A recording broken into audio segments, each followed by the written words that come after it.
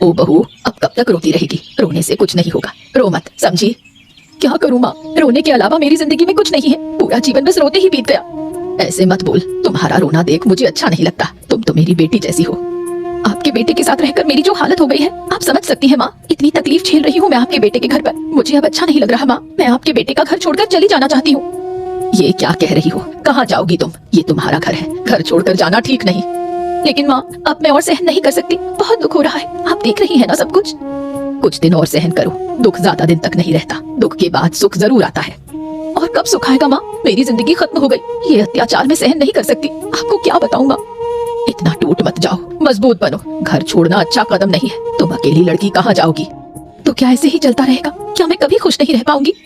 ऐसा नहीं है, बेटे को घर आने दे, फिर उसके साथ बात करके मैं कोई रास्ता निकालूंगी। तुम काम पर जा रही हो? हाँ, अरे इतनी सुबह सुबह और कहाँ जाऊंगा, काम पे। और क्या? तो एक काम करो, घर जाओ और माँ का हालचाल ले आओ। है? मैं और घर जाऊं? अरे तुम सोच कैसे सकती हो? मेरी बात ध्यान से सुनो। एक बार जहाँ से अपमानित होकर आया हूँ, मैं वहाँ फिर कभी नहीं जाऊंगा। बस समझ गई? इस तरह जिद मत करो, माँ का हालचाल लेकर मुझे बताओ। अरे मैंने कहा ना कि मैं नहीं जाऊंगा, नहीं जाऊंगा, नहीं जाऊंगा। मैं माँ का हालचाल लेने के लिए बिल्कुल नहीं जा सकता। हाँ, इस तरह गुस्से में बैठकर क्या फायदा? अपमानित हुए हो ये सच है, तुम घर छोड़कर आए हो, लेकिन माँ को ऐसे कैसे छोड़ दोगे? माँ का हालचाल लेने के लिए कम से कम एक बार तो जाओ, और रमा का हाल भी जानना जरूरी है।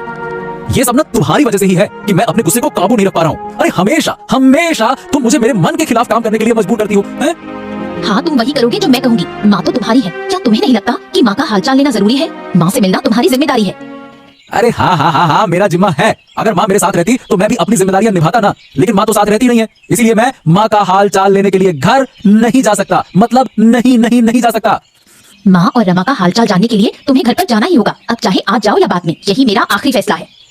ओह, ठीक है। तुम इतनी बार कह रही हो तो काम से वापस आने के बाद खबर ले आऊंगा, ठीक है?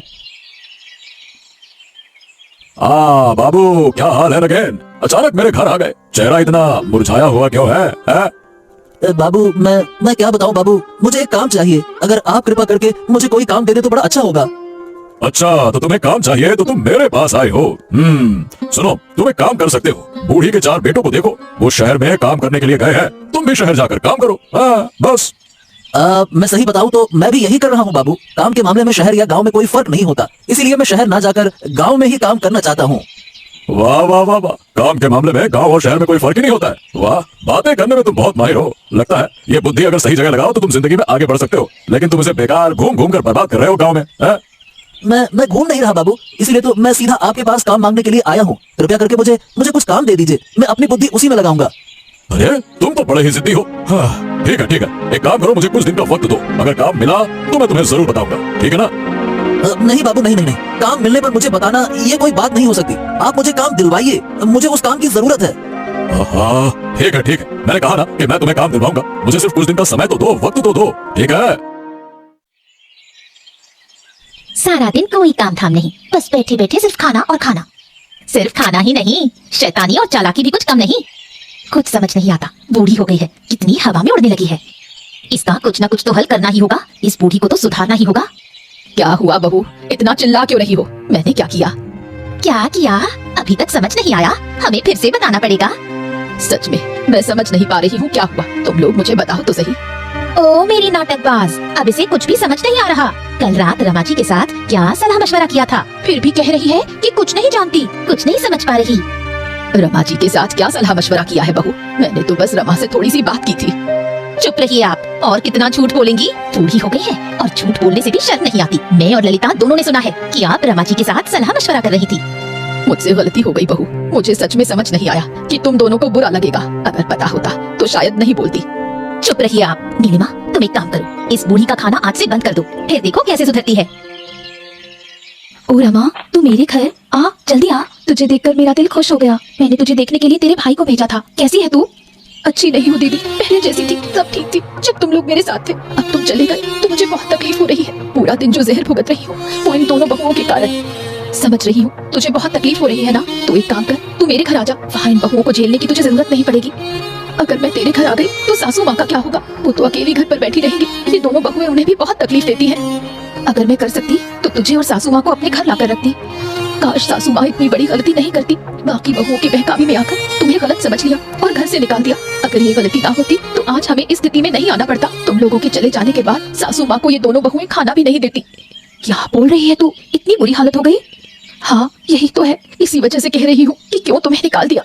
बस पुरानी बातें मत बोलो, अब हमें अतीत की बातें नहीं करनी चाहिए। जो हुआ सो हुआ, सब लोग खुश रहे यही मैं चाहती हूँ। सुन गोपाल, तुझसे बात करनी है। जो मैं कहने जा रही हूँ ध्यान से सुन। देख, तू खेती बाड़ी करता है, घर में ज्यादा पैसा दे नहीं पाता, इसलिए मैं सोचती हूँ कि इस घर में तेरा होना जरूरी नहीं। तुम मेरी माँ होकर ये कह रही हो? हाँ देख, मुझे तो घर चलाना है। तेरे बाकी 4 भाई शहर में जाकर अच्छा पैसा कमाते हैं, वहीं तू सिर्फ खेती करके थोड़ी सी कमाई करता है। इससे घर नहीं चलता बेटा। इसलिए मैं सोच रही हूँ कि तू लता के साथ अलग हो जा। माँ, मैं चाहे कम पैसे दूं या ज्यादा, मैं तो तुम्हारा बेटा हूँ ना। और तुम अपने बेटे से ऐसे कैसे बात कर रही हो? हैं? क्या हमारी सिर्फ पैसों की ही रिश्तेदारी है क्या? कोई और रिश्ता है ही नहीं क्या? अगर तुम अलग रहोगे तो क्या रिश्ता टूट जाएगा? मैं रिश्तों को खत्म करने की बात नहीं कर रही हूँ। मैं तो बस ये कह रही हूँ कि तुम अलग हो जाओ। अगर ज्यादा पैसा दे सको तो इस घर में वापस आ सकते हो। माँ, आप ऐसा क्यों कह रही है? ऐसा मत बोलिए। मैं आपसे हाथ जोड़कर विनती करती हूँ। हम कहाँ जाएंगे बताइए? हमारा कौन है? तुम्हारा कौन है मुझे इससे कोई फर्क नहीं पड़ता। मैंने जो कहा है वही होगा।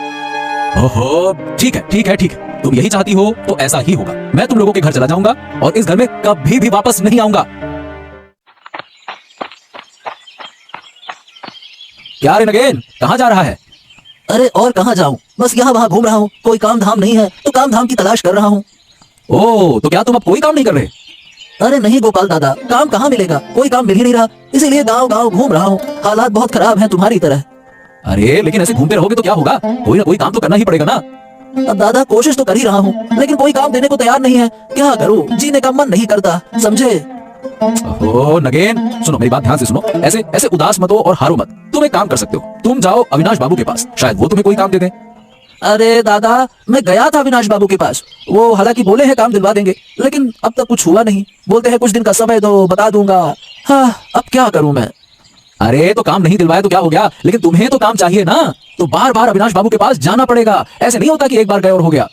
हाँ अब ठीक है, तो तुम कह रहे हो तो मतलब मुझे फिर से अविनाश बाबू के पास जाना चाहिए क्या, और फिर से काम की तलाश के लिए उनको बोलना चाहिए? अरे चाहिए का क्या मतलब होता है? बिल्कुल जाओ। देखो, जरूरत तुम्हारी है, अविनाश बाबू की नहीं है, इसीलिए तुम्हें ही मेहनत करनी पड़ेगी। अगर तुम मेहनत करोगे तो वो तुम्हें काम देंगे। हाँ, वो किसी को निराश नहीं करते। मुझे उम्मीद है कि वो तुम्हें भी निराश नहीं करेंगे। वो तुम्हारे लिए काम जरूर निकाल देंगे। ठीक है, जाओ जाओ जाओ, उनसे मिलकर आओ, फिर से जाओ, बार बार जाओ। हाँ ठीक है ठीक है, फिर मैं तुम्हारी ही बात मानकर देखता हूँ। मैं एक बार फिर से अविनाश बाबू के पास जाऊंगा। ओ महारानी, कहाँ गई थी? ऐसे मोहल्ले मोहल्ले घूमने से क्या मिलेगा? अरे महारानी तो जैसे सांप के 5 पैर देखे हैं, हवा में उड़ती घूम रही है। तो कहाँ गई थी बताओ? घर आने में इतना समय क्यों लगा?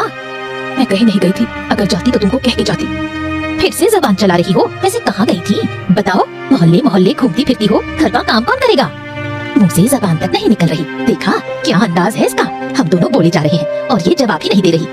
अगर 2 थप्पड़ लगा दूं ना, अभी बत्ती सी धार आ जाएगी, बोलना शुरू कर देगी, लेकिन वो तो मैं कर नहीं सकती।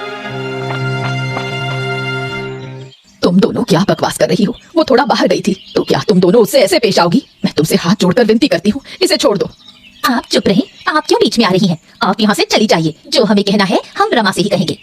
ठीक है तो कहो, लेकिन इस लड़की को कुछ मत। जो कहना है मुझे कहो, लेकिन इस लड़की को कुछ मत कहो। मैं तुम्हारे घर के काम कर रही हूँ, रमा और मैं मिलकर सारे काम जल्दी निपटा देंगे। आप अपनी बहू को संभालिए, नहीं तो अच्छा नहीं होगा। सुन रहे हो, मुझे बहुत चिंता हो रही है। उस घर में माँ और रमा का क्या हाल है? मुझे अब अच्छा नहीं लग रहा है। अरे इतनी चिंता क्यों कर रही हो लता? उन्होंने हमें अपमानित करके घर से निकाल दिया, बस। अब चाहे वो अच्छे से रहे या बुरे से, वो उनका मामला है ना। हमें उससे कोई मतलब नहीं है और ना ही उस मामले में हमें कोई दखल देना है, समझ गई? ऐसा मत कहो, माँ से शायद थोड़ी गलती हो गई। आखिरकार वो तुम्हारी माँ है, उन्हें तो हम छोड़ नहीं सकते। और फिर माँ और रमा की हालत बहुत बुरी हो गई है, तुम कुछ करो। ओफो, तो मैं क्या कर सकता हूँ बताओ? मेरे पास कुछ भी करने की ताकत नहीं है। तुम अविनाश बाबू से बात करके देखो, वो कोई रास्ता निकाल सकते हैं। किसी भी कीमत पर रमा और माँ को इस हालत से बाहर निकालना होगा। मैं अविनाश बाबू से इस बारे में बात करने जाऊं? क्या सोचती क्या हो तुम कि मैं क्यों जाऊं? देखो, मैं इस बारे में ना किसी से बात ही नहीं करना चाहता। जैसे वो हैं वैसे रहने दो। अब उनका कोई काम हमारे लिए काम नहीं है। हाँ, ऐसा इतना गुस्सा मत करो, बाद में देखोगे कि तुम्हारी माँ और छोटे भाई की पत्नी की हालत बहुत खराब हो गई है, फिर पछताओगे। इसलिए मैं कह रही हूँ, पहले ही कुछ इंतजाम कर लो। तुम अविनाश बाबू से बात करके देखो। हाँ ठीक ठीक है ठीक है ठीक है, ऐसा ही होगा। एक बार मैं अविनाश बाबू से इस बारे में बात करके देखूंगा। ठीक है बाबू, मुझे आपसे कुछ जरूरी बात करनी थी। हाँ हाँ हाँ, बोलो, क्या बात करनी है, बोलो। बाबू, आप तो जानते हैं कि मैंने घर छोड़ दिया है, लेकिन अब घर में मेरी माँ और छोटे भाई की बहू की हालत बहुत ही खराब है। बाकी की बहुएं मिलकर मेरी माँ और छोटे भाई की बहू को बहुत सताती हैं, उन्हें खाने तक को नहीं देती, घर के सारे काम करवाती हैं। अब मैं आपके पास एक रास्ता ढूंढने आया हूँ, कृपया कुछ करें, कुछ तो करें। तुम्हारी इन पांचों बहुओं के झगड़े देखकर अब मुझे भी अच्छा नहीं लग रहा। कुछ ना कुछ तो उपाय करना ही होगा इन्हें शांत करने के लिए। लेकिन क्या उपाय किया जाए, क्या किया जाए, यही तो मैं भी सोच रहा हूँ। बाबू, आपने काम दिलवाने को कहा था, लेकिन मुझे काम नहीं दिया, ना ही मुझसे संपर्क किया, इसीलिए मैं फिर से आया हूँ। ओ नगेन, तुम आ गए। ठीक है, आओ आओ आओ। देखो, मैं तुम्हारे लिए काम लेकर बैठा हूँ। देखो, मैं तुम्हें काम तो दूंगा ही, लेकिन पहले मुझे एक काम तुमसे कराना होगा। चिंता मत करो, इसके बदले में तुम्हें पैसे मिलेंगे। बोलो, करोगे? पैसे मिलेंगे तो मैं कोई भी काम खुशी खुशी करूंगा बाबू। आप तो बस बताइए, मुझे काम बताइए। देखिए, मैं आपका काम कैसे बना देता हूँ, मैं मन लगा के काम करूंगा। अब हाँ, ठीक है। तो गोपाल, तुम्हारे घर के इन 5 बहुओं को शांत करने के लिए मैंने एक योजना बनाई है। देखो, इसमें मेरी नगेन मदद करेगा, तुम्हें भी मदद करनी पड़ेगी। हाँ, उम्मीद है कि इसके बाद फिर सब कुछ ठीक हो जाएगा।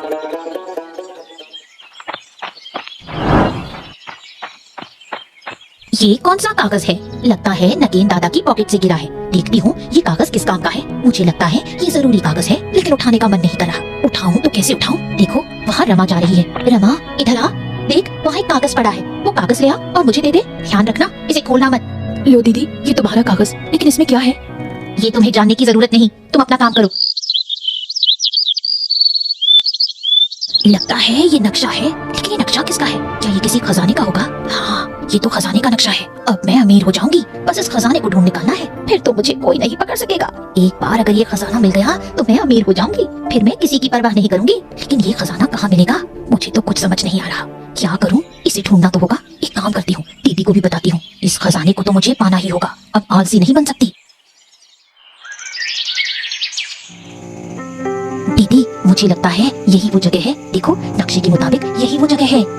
हाँ, यही वो जगह है, तो चलो खोजना शुरू करते हैं। और हाँ, आलसी मत बनना। तो बिना समय गंवाए हमें खजाना ढूंढने में मदद करो, नहीं तो तुझे कुछ भी नहीं मिलेगा। हम काम क्यों नहीं करेंगे दीदी? मैंने कहा ना, मैं आलस नहीं करूंगी। और वैसे भी खजाना तो मुझे ही मिला है। अगर मैं तुम्हें ना बताती तो तुम कैसे जान पाती कि खजाना कहाँ है? तुम लोग अब लड़ाई मत करो, काम पर ध्यान दो। समय बीत रहा है, ऐसे करोगी तो क्या होगा? हाँ, सही कहा दीदी, सब काम पर ध्यान दो। नक्शे के अनुसार सब लोग ढूंढो, जो पहले पाए वो दूसरे को बता देगा। लेकिन दीदी, इस घने जंगल में मुझे डर लग रहा है। डरने की कोई बात नहीं, रात को जंगल में कोई नहीं आएगा, सिर्फ हम तीनों हैं। काम शुरू करो। दीदी, अंधेरे में कोई तो है। हमें मार मत देना, हमने क्या किया है? हमें मत मारो। तुम कौन हो? हमें ऐसे क्यों मार रहे हो? हमें जाने दो। हम कहाँ हैं? क्या हम जिंदा हैं या मर चुके हैं?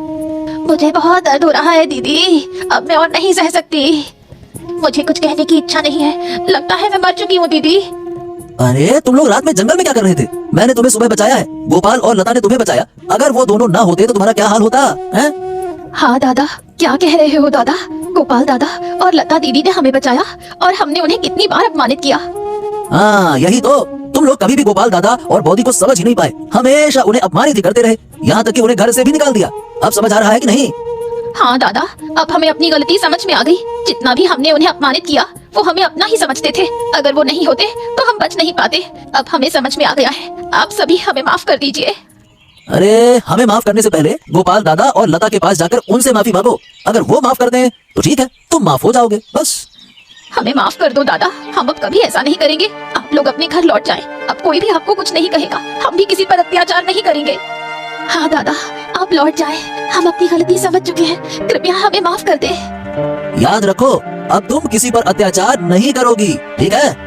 नहीं करेंगे दादा, हम वादा करते हैं। माँ, आप भी हमें माफ कर दो। रमा, तुम भी हमें माफ कर दो, हमने तुम्हें बहुत कष्ट दिया है। दीदी, तुम लोग अपनी गलती समझ गए, यही बहुत है। मैं तुमसे छोटी हूँ, मुझे तुमसे माफी मांगनी चाहिए। दीदी, तुम बस गोपाल दादा और लता दीदी को घर ले चलो।